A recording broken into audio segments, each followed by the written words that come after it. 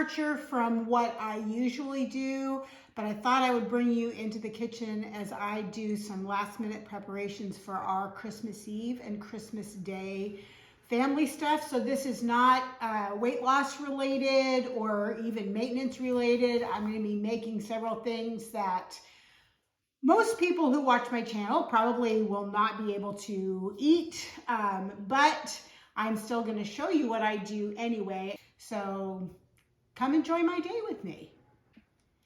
Welcome to my channel. My name is Lizabeth, and normally I am living in the light by documenting my weight loss and maintenance, but today I am living in the light by showing you what a day looks like for me as I get ready for Christmas. So we're going to bake some bread and some dinner rolls. We are going to brine a turkey.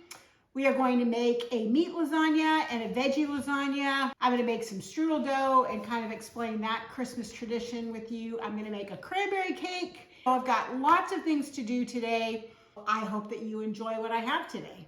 Before I start the turkey brine, I do want to tell you that I am starting some bread first. So yesterday morning, this is more than a 24-hour process because I let the dough rise for a good 24 hours at room temperature. It is 3.5 cups of just all-purpose flour, a half a teaspoon of regular yeast, and 2 teaspoons of salt, and 1.5 cups of warm water. You mix that really well. Cover it with plastic wrap. You can see I've got 2 of them sitting here. This one's going to be going in the oven momentarily. What I did was I took a rubber spatula and I just pulled the edges to the center just around 4 times. And then I take a piece of parchment paper and I crumple it up. I put the dough in there, cover it with plastic, and I let it rise for 30 minutes. Prior to doing this, I put my enamel cast iron Dutch oven, it's about a 6-quart Dutch oven, in the oven at 450 with the cover, just with nothing in it, and let the oven heat to 450, and then I let it sit for an additional 30 minutes while this has its extra little rise.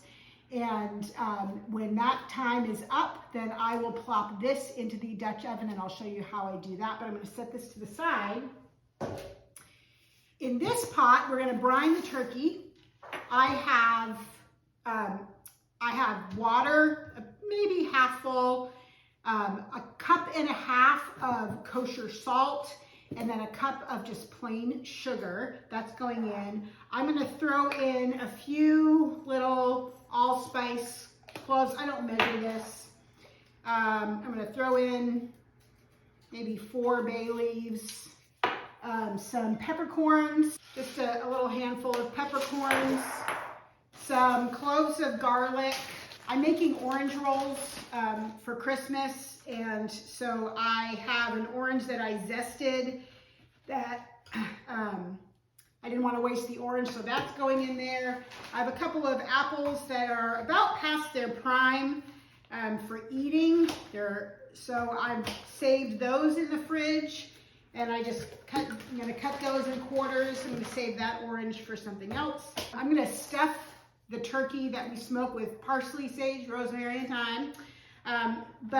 So in the brine, I'm going to throw a little bit of some fresh sage, some fresh rosemary, and one of my all-time favorite, I love thyme.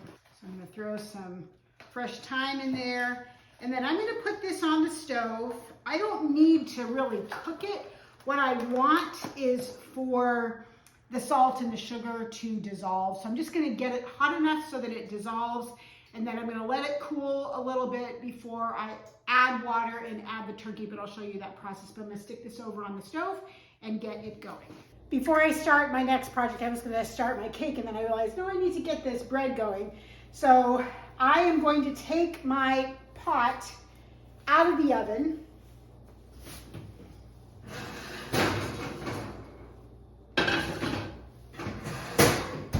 It is super, super hot, so please, please be careful when you do this. I'm going to pick up my dough, drop it in here, put the cover back on, and I'm going to put it in the oven for 30 minutes.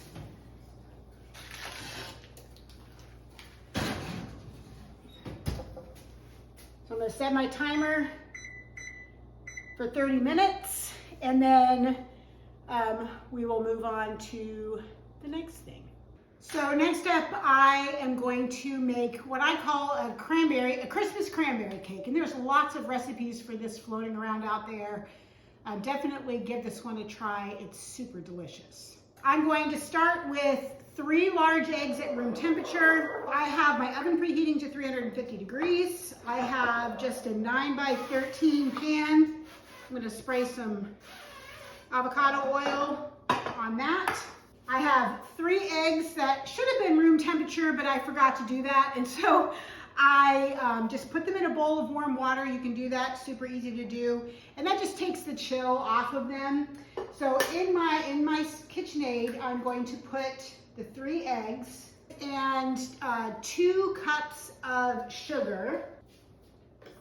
And I am gonna mix these just until they are slightly thickened and white in color, so it's gonna be for a couple of minutes. The next thing that I'm gonna do is add 3/4 of a cup of softened butter. I took butter out of my refrigerator last night. Butter can sit out for a decent amount of time before it would ever spoil, so don't worry about if you need soft butter, take it out the day before and really let it get soft, especially in the winter time when our houses are a little bit cooler. So I'm going to dump the butter in there.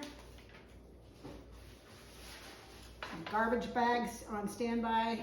And then I want a teaspoon of vanilla. This is a 1/2 teaspoon measure. I make my own vanilla with vodka and vanilla beans.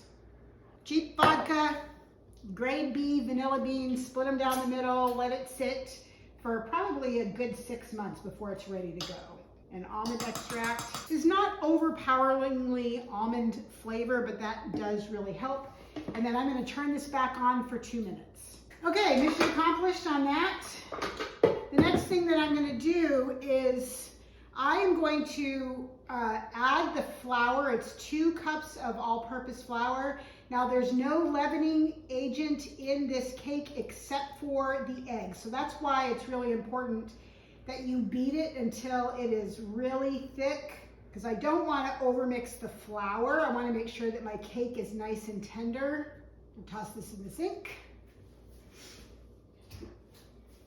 Incidentally, having that sink of water is very helpful if you are baking while you are trying to be careful about the amount of calories you consume. Have a sink of soapy water. Even if you have a dishwasher, have that sink full of soapy water, because you can immediately drop stuff in there and eliminate the temptation of licking the beaters or the bowls or whatever. This is just 2 cups of all-purpose flour. That's going to go in there, and then I'm going to gently mix this until the flour is incorporated. I typically don't sift my flour. I bake a lot, and I also don't like spoon the flour into a measuring cup and then level it off. I worked in a bakery and you don't have to do that. You do want to make sure that you have the right amount, but you don't have to level off your measuring cups all the time. Now there's a little bit of flour in there, but that's okay because I'm going to mix it a little bit more. This is 12 ounces of fresh cranberries. And so I'm just going to mix this until I've kind of combined the cranberries into the cake batter. And it doesn't take long. So make sure that I don't have any dry flour on the bottom. And then I'm just going to take my pan that I sprayed and put the cake batter into the pan.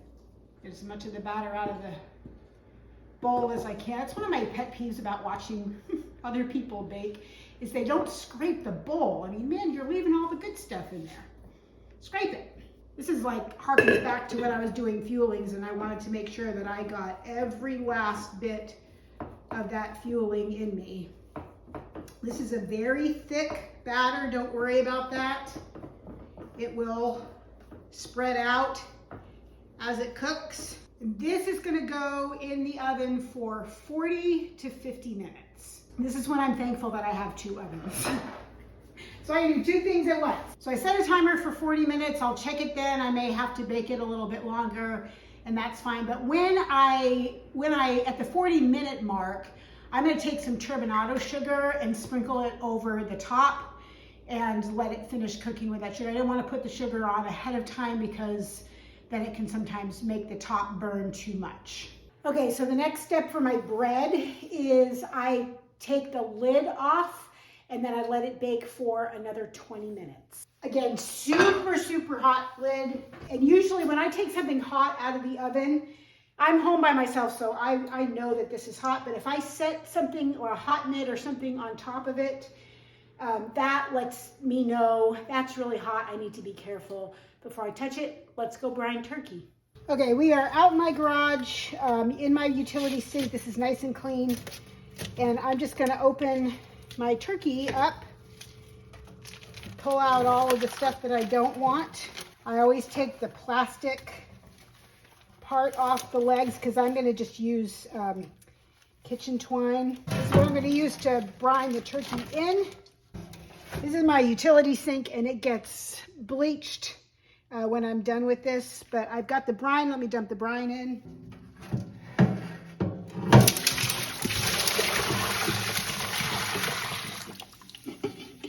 I'm gonna pop a lid on this and put this in my outside fridge, and this is gonna sit here until tomorrow morning when my husband comes to put it on the smoker.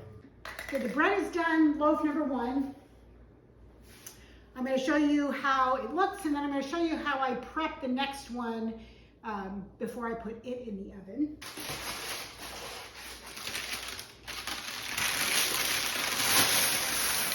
So there is loaf number 1. It's gonna sit here and cool. I'm gonna stick the lid back on the pot, put it back in the oven. It's gonna sit in there for 30 minutes empty while it kind of reheats. And my other loaf rises again. So this is the process. Take the plastic off, and then I just take my spatula and I pull the outside to the inside. And then I get my bowl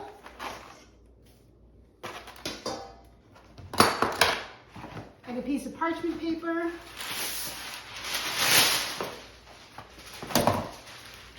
And I crinkle up the parchment paper and then unscrunch it and press it into the bowl.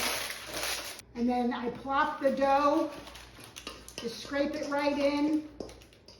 It's very, very sticky. Do not be afraid of this. You can see it comes out lovely. It's absolutely delicious bread. I'm gonna pop this plastic back on, set this over on the stove where it's warm, and it's gonna sit there for 30 minutes and while my pot reheats, and when 30 minutes is up, then I'm just gonna do the same process. Plop it into the pan, put on the lid, 30 minutes, take off the lid, another 15 to 20 minutes, kind of keep an eye on it, and it will be ready to go. The next thing that I'm gonna do is I'm going to start my first lasagna, which is just a traditional meat lasagna with a ricotta and egg layers in there as well. So the first thing that I'm gonna do, this is some house-made Italian sausage that we make ourselves. So I'm gonna get this in a pot and get it browning. So one thing that I am doing this Christmas, because I have lost 160 pounds and I don't want to put that weight back on, I am super careful about the amount of carbohydrates that I consume in a day. And holidays do bring about a lot of carbohydrates. So instead of having a traditional lasagna with pasta, I am making one because most people are happy to eat that. And so that's what I'm going to show you here. But I am also going to make a lasagna, and I'm going to use zucchini instead of the lasagna noodles. And so that will be another process that I'll do in a little bit. But I do pre-make a lot of my marinara sauces. This one actually has some meat already in it. But I want to stretch it a little bit with a little bit more tomato. Just plain, these are San Marzano tomatoes that I get from Costco, and I'm just gonna run my immersion blender over them. My meat is cooking. I'm just gonna continue to brown that up, and then I'll come back and show you the next step. All right, the next thing that I'm gonna do, my meat is almost done cooking, so I'm gonna go ahead and get the ricotta mixture ready to go so that I can assemble this and get it baked when the Christmas cake comes out. So I'm using two 15-ounce containers of part skim ricotta.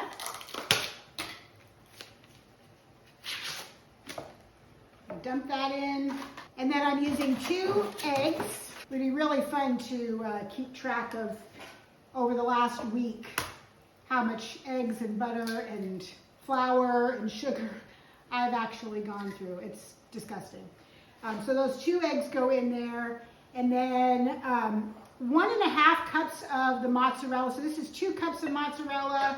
I'm going to put in most of this. I'm going to leave the rest of that. That's going to go on top. I am going to do a little bit of garlic powder, a little bit of Italian seasoning. I'm not measuring, I'm just eyeballing it. That's just the way I cook. Some parsley. I think I'm just going to use the rest of what's in here. And then that can go in the recycle bin. Some pepper. And some salt. And then I'm just going to mix this really well. I think I'm actually going to put some Parmesan in here too. I do. I want to use up this little bit, so I don't know, that may be half a cup of Parmesan. And then I'm about to throw the tomatoes into the meat. But before I do, I'm going to take my one pan that I'm going to make this in, and I'm going to put just a little bit of the plain tomatoes in the bottom. And that way the meat is actually not sitting on the bottom of the pan. Just the tomato sauce. And that just helps it not to stick.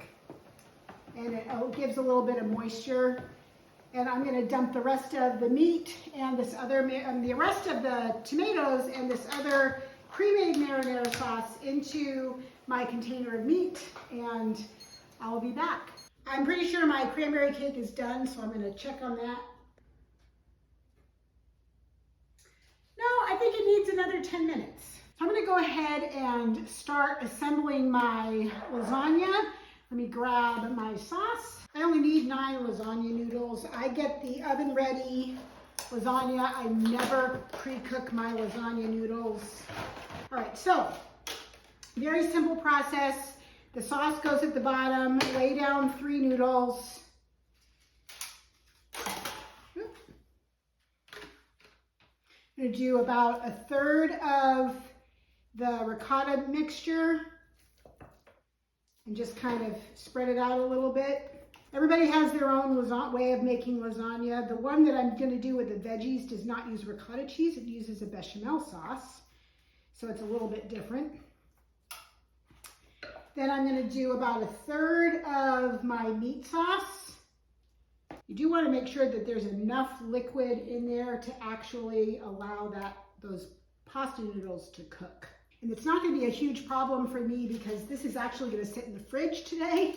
And then we're not going to eat it until tomorrow afternoon. So it's going to get baked today, and then it will sit, and so it will continue to absorb the moisture. Okay, about half of what I got left here. So maybe I'll put about 3 more noodles.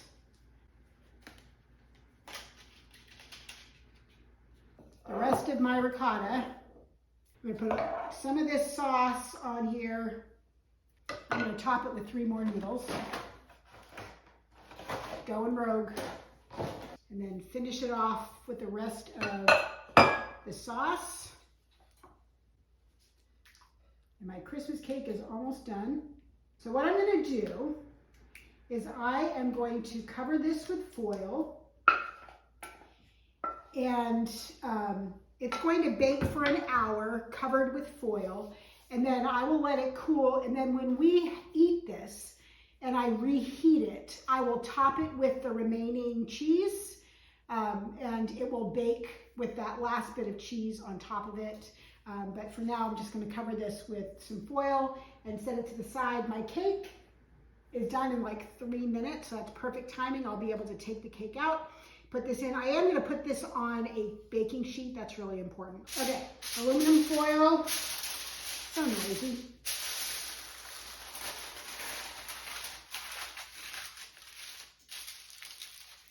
Get it all tucked up, nice and neat. Just in time to put in a loaf of bread and take out the Christmas cake. Okay, the Christmas cake is done and it is out. So I've got bread loaf number 2 in the oven. I have lasagna, meat lasagna in the oven. Cranberry Christmas cake is done. So on to, what am I gonna do next? Let me figure that out. I'm gonna wash some dishes. The next thing that I'm gonna do is get my zucchini sliced for the zucchini lasagna. And I wear one of these gloves just because it protects my hands from this super sharp blade. This is a mandolin slicer. And I do have this to use, but I like to get it started by hand. So keep the slicer steady and just gentle pressure. And I want to get this done ahead of time because I want to get the slices with some salt on them so that we can get some of the moisture out of them so that my lasagna is not soggy. And after every zucchini that I do, I'm going to lay the slices out and just sprinkle some salt over them. That just helps to draw out the moisture. And then back to another one. Takes about 4 pounds of zucchini. And these are just going to sit for a couple of hours. The moisture is going to come out of them. All right, little zucchini. You're going to hang out, and I'll come back to them in a little bit. Okay, friends, I'm setting up to do another Christmas treat tradition, and we'll talk about that in a minute, but I'm going to eat first, so this is fueling number 2 for me. Oatmeal and 100 grams of blueberries. Let's see what we got here. 98, I'm not going to open another one just for 2 grams, so 98 grams, and because I'm burning a lot of calories today with all of the cooking that I'm doing, I'm going to put a little drizzle of maple syrup on here, about a teaspoon of maple syrup. It's probably about 20 calories, maybe 18 to 20 calories. And it is carbs, straight up carbs, but I'm going to burn them today, so I'm not too worried about that. I'm going to have this in some more water, and then I'm going to start on another Christmas treat. All right, I got about 4.5 minutes to do this really quickly. I realized I should have elevated the zucchini a little bit and put some paper towels on them. So I have a cooling rack inside my sheet pan. I've got a layer of paper towels, then I've got the zucchini, then I've got some paper towels on top. And so those are going to sit there and continue to release their moisture. And I'm going to make something that my mother made every single year. We call it sour cream strudel. It's basically a pie crust that's made with butter and sour cream, and you put jam on the inside. The original recipe also called for like coconut and nuts, but nobody in my family likes that.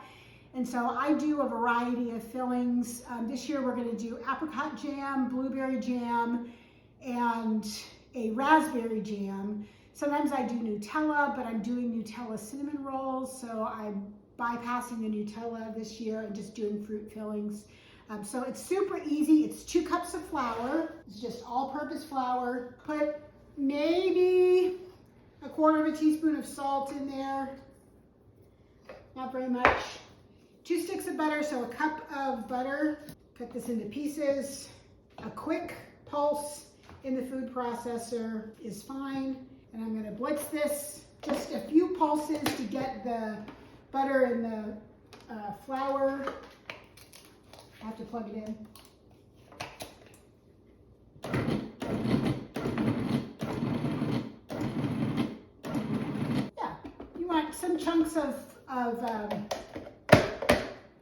some chunks of butter in there, but not very big chunks. Sometimes when I mix in the sour cream, I kind of squeeze the bigger chunks and kind of flatten them out a little bit. It helps to make the pastry flaky. You want to work quickly. You don't want the butter to get warm. All right, and then you need 1 cup of sour cream. So it's pretty easy to remember the recipe. It is 2 cups of flour, 1 cup of butter, 1 cup of sour cream, a little bit of salt. And then I do about 1 cup of jam inside each strudel. So this is going to make 3 strudels. Now I can dump in the sour cream. And then I'm just going to work this sour cream into the flour.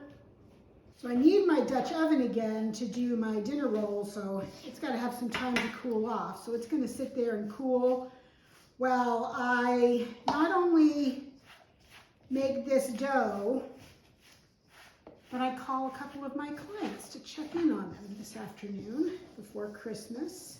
So I'm going to grab some saran wrap, and I intentionally don't wear my rings when I cook like this because otherwise I get so much stuff inside my rings. I'm just going to use my hands. This recipe, this is really interesting. My mom found this recipe, I think, in a newspaper when I was growing up, so back in the late 60s, early 70s. And the more I have, whenever I go to try to find information on it, it is related to, there's a lot of Polish versions. There is some, like it's related to, it'll say like a Ukrainian recipe or a Jewish recipe. So it's definitely an Eastern European, where it came from. So it looks very shaggy, and that's okay. I'm going to take about 1/3 of it. It's going to sit in the refrigerator, actually not just overnight, but it's going to sit in the refrigerator until Christmas morning, so it's got a good day and a half to sit. So I'm going to plop this in. I just divide it into thirds. I'll roll it up in a minute.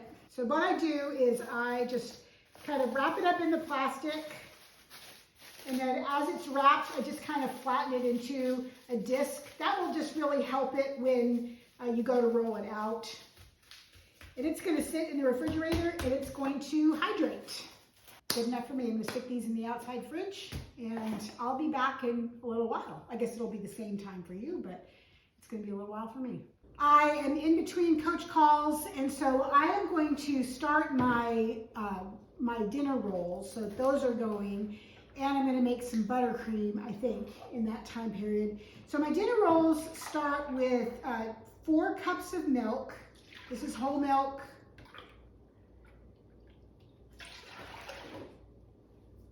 And a cup of sugar.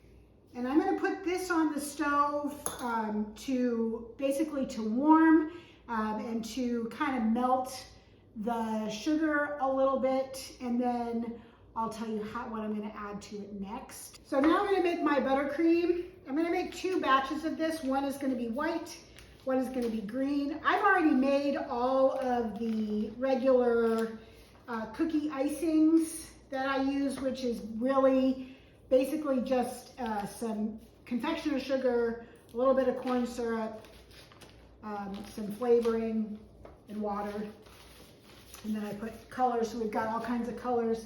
But this is going to go in along with, so it's 1 cup of butter, and right now 3 cups of powdered sugar. We'll see how this goes, and a little pinch of salt. One thing that you can do when you're doing confectioner sugar, and I should have thought of this, just kind of put a towel over it, especially when you turn up the temp, the speed. And I'm going to beat this until it is creamy, so it's going to take a little while. Okay, I have combined the butter and the sugar well. I'm going to add about a teaspoon or so of vanilla extract and a couple of tablespoons of whole milk. And then I'm going to just let this go again and whip until it is light and fluffy.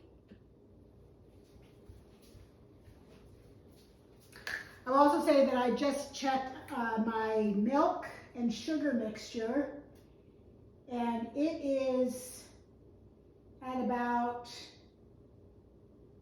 125 degrees.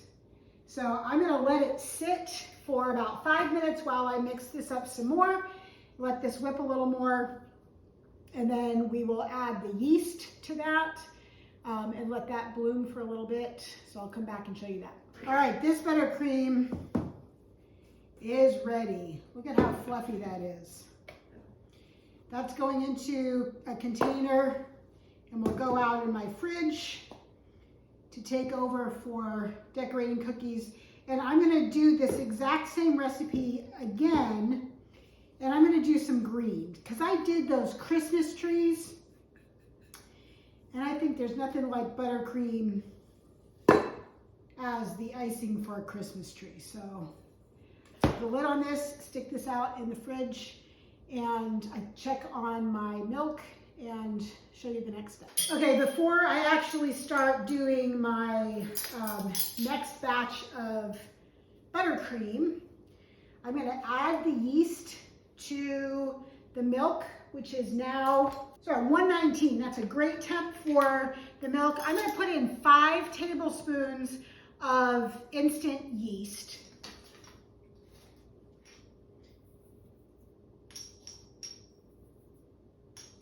5 teaspoons, if I said tablespoons. I'm just letting that sit on top of the milk for about 5 minutes while I get the next batch of buttercream going. Same bowl, because it's the same ingredients. I'm just gonna make this one green. I've gone through so much powdered sugar. That last batch, by the way, I actually ended up using 4 cups of sugar, so I will probably do the same thing. Mix 3 in and then add a 4th cup. As I always say to my kids, that wasn't very smart. I dumped the sugar right on top of the measuring cup, but I'm gonna put 3 cups of powdered sugar in here. Buttercream's not an exact science. Some people like to put corn syrup in it.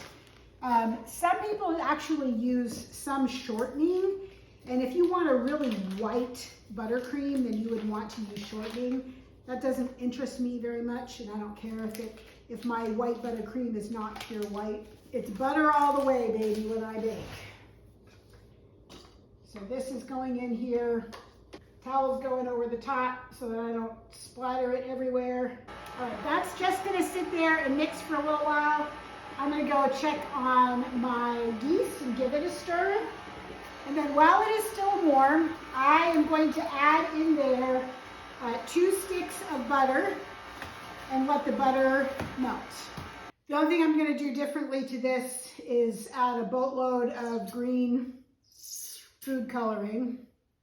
I neglected to show you what I did with the bread. So I added the 2 sticks of butter, and then I added 8 cups of flour, and I stirred that in. I stirred in that 8 cups of flour, put the lid on the pot, and that's gonna sit on the stove for an hour. So it's been there for about 25 minutes. It's gonna sit there for another 35 minutes. And then I will show you the next step for the bread. But for now, I'm gonna mix this up and get it nice and green. All right, my green icing is, I think, pretty well mixed. The more I scrape out of here, the less temptation there is.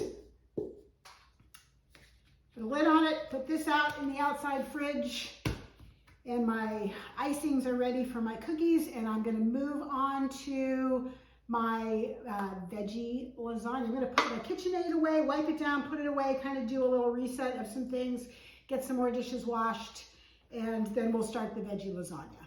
Okay, my friends, this is the fun part. You can see this is the dough, and I have one addition to make here.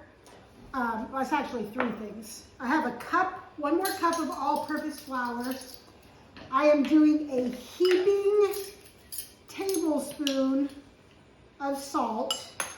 I am going to do a heaping teaspoon of baking powder and a scant teaspoon of baking soda. So, I don't know what scant means, but maybe it's just like most of, which is what I did. So give this just a slight mix. Then I'm going to punch this down. It rose so much in this pan that it was starting to go over the edges. So mix in the flour, baking soda, salt, and baking powder. And it's not going to fully mix in, and that's okay, because I'm about to knead this bread, and I'm going to knead it for anywhere from 8 to 10 minutes. It just depends on how long it takes to form a smooth ball. So what I'm going to do is I'm going to throw some flour down.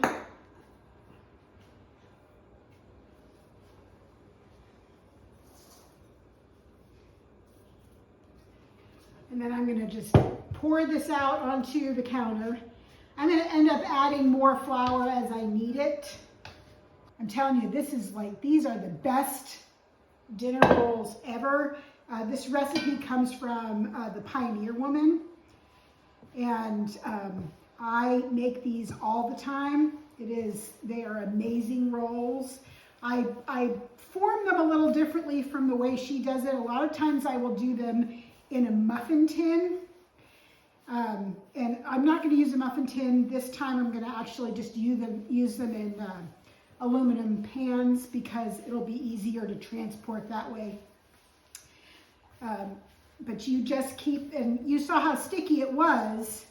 I just have to continue to keep flour underneath it, and it will come together. It's still very soft and sticky, but as I knead it and I knead in more flour, it will start to come together in a smooth ball.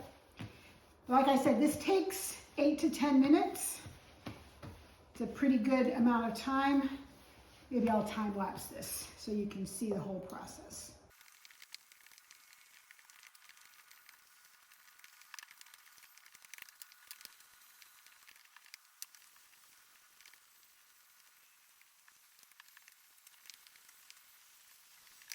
The next thing that I do is I put this on the scale and I throw it in the bowl to weigh it. And then I'm going to divide the weight by 48 because I want 48 dough balls. So right now I'm at 2,996 grams or 2.996 kilograms. So I'm going to have to divide and then I'll come back. Did my math, each dough ball should weigh 62 grams. So what I'll do is I will, 64, it's close enough, just cut the dough balls so that they're in 62 gram chunks.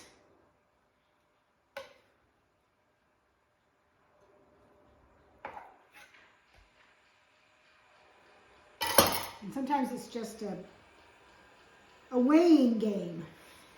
All right, once I get all my dough balls, I will be back. I teach English, not math. I ended up with 47 dough balls. I'm not sure how that happened, but you know, it's close enough. So basically what I do is I just form them. They're super soft. Form them into a ball. I dip the bottom in some melted butter and I place it in the pan. I'm going to put 12. I'm going to put 12 in each pan. This is 2.5 sticks of melted butter. Whatever doesn't go on the bottoms of them, I will brush over the tops after I snip the tops, which is another step that I have to do. Basically, I just tuck the edges around. I don't get all fancy and, you know, make a cage with my hand and roll them into perfect balls. It doesn't really matter. They're going to taste the same either way. So I'll come back after I get these all rolled out. The next thing that I'm going to do, and then I'm going to use up this butter, is I'm going to snip. I basically make a cross in the top of each roll. It's easy to do them all one way and then do them all the other way.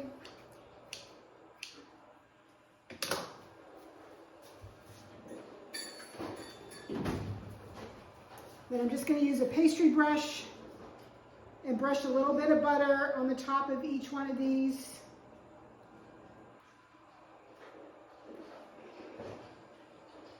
I'm going to cover it with plastic, and it's going to sit for an hour and rise.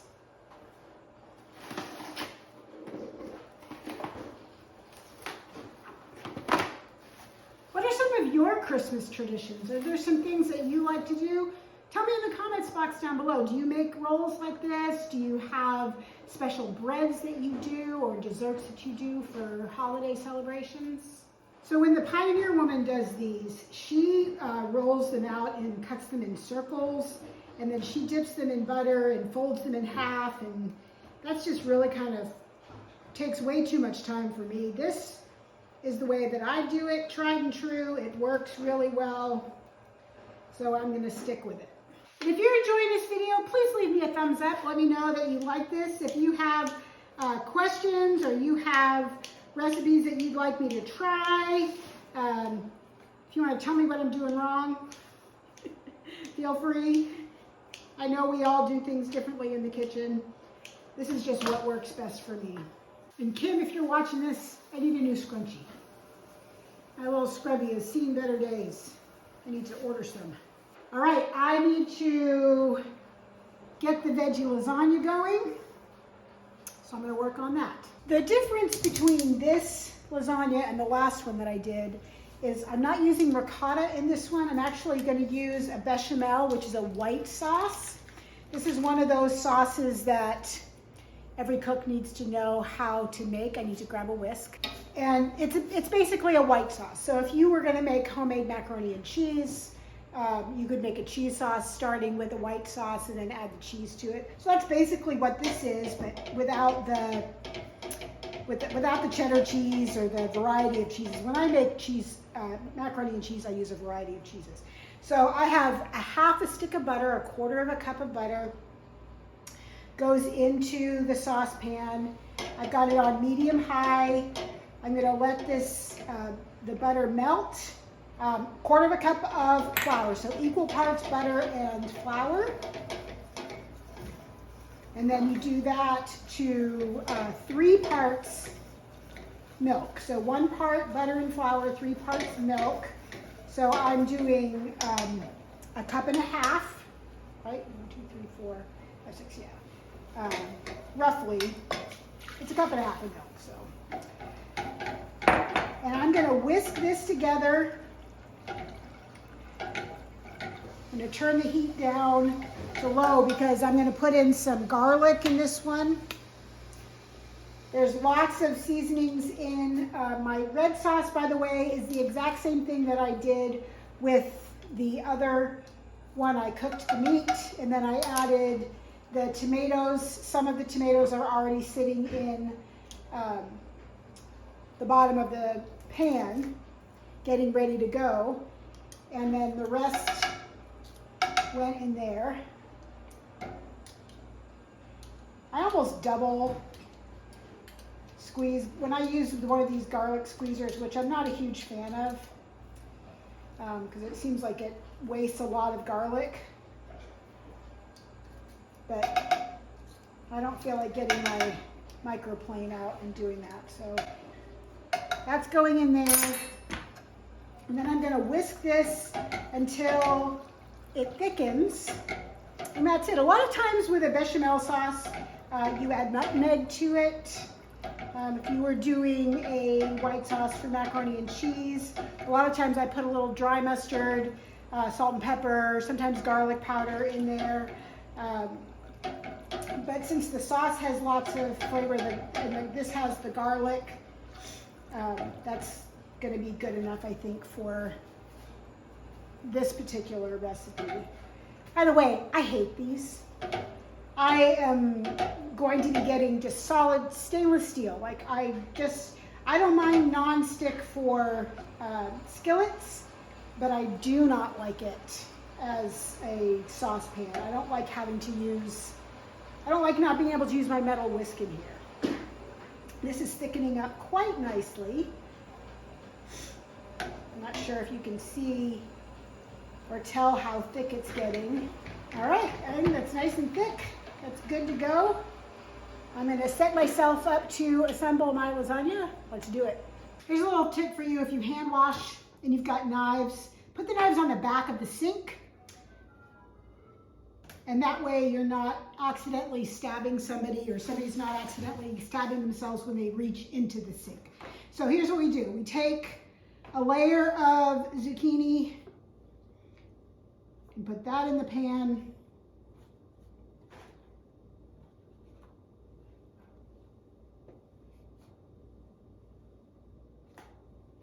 I got a lot of zucchini, so we're gonna fill it up. We're gonna put some bechamel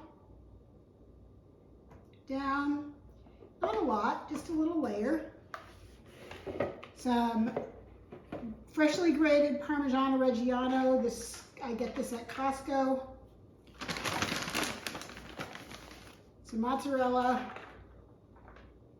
So in the other lasagna, the cheese got mixed into the ricotta cheese altogether. This is a little bit separate. And then I'm going to put some meat sauce down.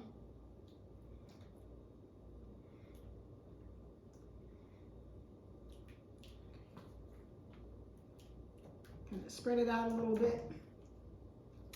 And then just keep repeating the layers.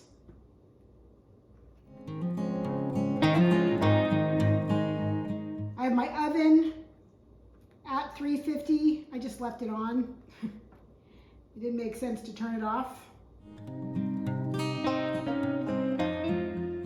I think this is going to be a perfect amount in here. I estimated right.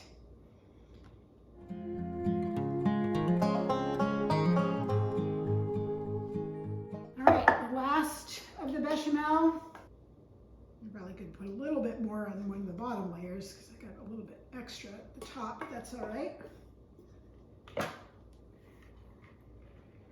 Rest of the parm.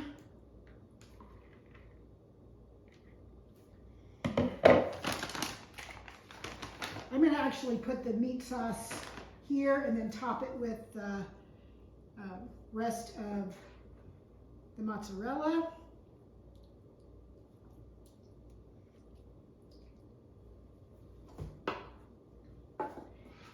And then before I put this in the oven, I'm actually going to put a piece of parchment paper.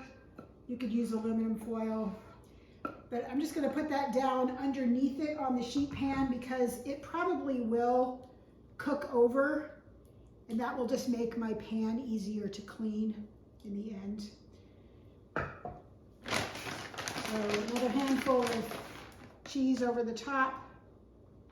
We grab some aluminum foil and some parchment paper, and we'll get this in the oven.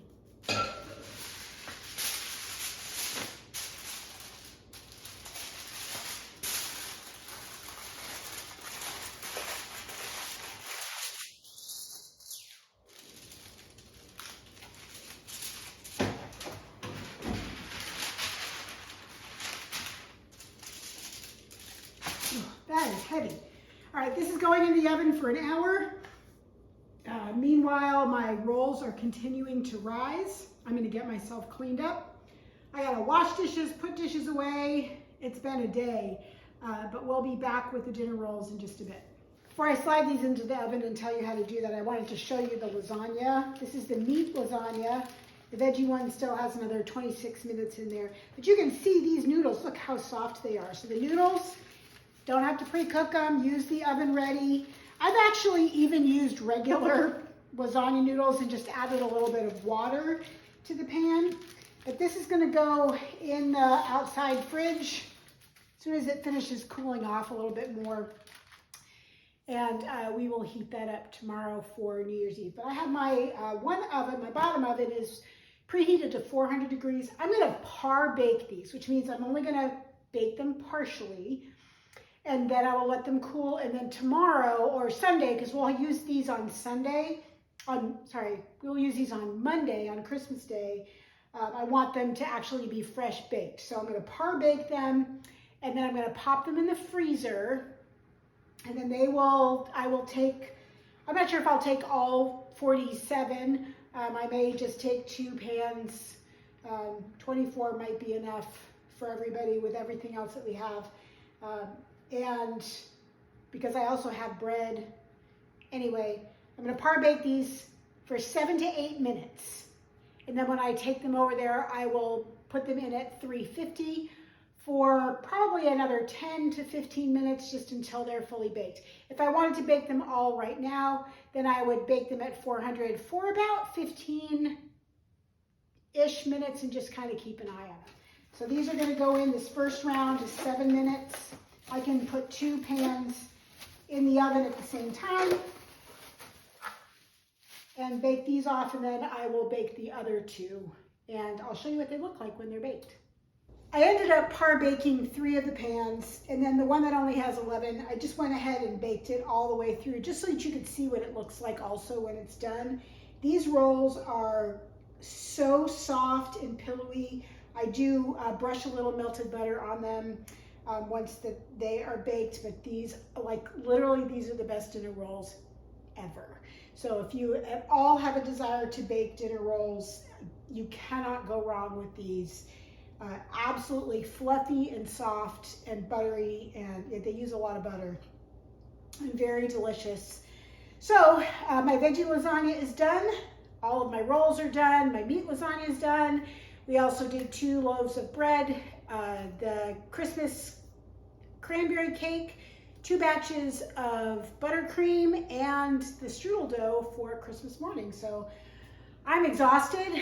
I spent over 7 hours in the kitchen this morning and this afternoon, so I am done. And I hope that you will try some of these recipes. Please give this video a thumbs up. It was a long one. I hope you enjoyed it, that you found some things that you could try in there. And leave me some comments. Let me know what recipes you'd like me to try. And until I see you next time, please live in the light. And Merry Christmas.